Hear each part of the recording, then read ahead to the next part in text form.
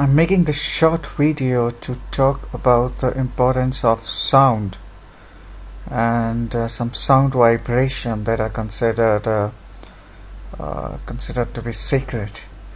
Uh, there are two sound vibration that I would particularly focus on.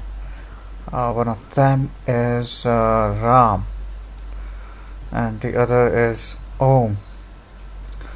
Now, in some of my other videos, and as you might be knowing, that the composition of the soul is based on some sound vibrations, and the sound vibration that keep the soul locked with the body is Soham, which is I am thee, or I am Shiva, or I am God, or I am him. That's the sound that goes on with breath, and as per the structure of the soul or the astral body, the breath that we take functions in two ways. It gives us the oxygen to the lungs. At the same time, it makes a sound vibration that keeps the soul locked.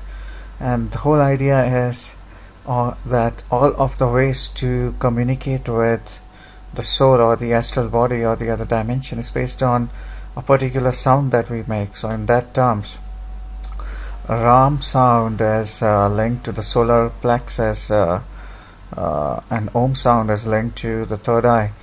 Now, before we actually get to the sound vibration, Gita, which is the last book or the latest book by the avatar of Vishnu in form of Lord Krishna, gives us a good idea about how to calm down the mind.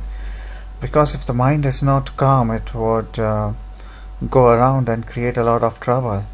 To calm down the mind, there are dietary restrictions and regulations, and there are restrictions on what you think, what you do. Some idea or some theories or some way of thinking or some sects in the religious structure believe that sound vibration and mantra is the only way to cleanse your astral body and actually get detachment and all other emotions. So they also start with a mantra which is a fairly lower level. So they don't start with Om, which is on the top, but they will start with the mantra of Ganesh or Ram. So in that aspect, Ram is the best mantra because it's in between solar plexus, which is 3 level up, and it will cleanse a lot of bad programming that has went into the soul, because in a way soul is like a hard disk which stores all the information of all our past actions and the future outcomes, and all the outcomes or like manifestation that we would experience as a soul. So Ram mantra and the whole story of Ramayana, which is maybe it's not history, or maybe it is history, or maybe it is allegorical, but that story helps us to get attached to the character of the avatar of Vishnu, Lord Ram. So in that respect, there is no escape from the Ram mantra. And when you look at some of the stories, Lord Shiva tells that Ram's vibration is equal to 1000 names of Vishnu. So that vibration becomes very important. Now there are two mantras that I found very common and available on YouTube. The first is just Ram. It is like Ram,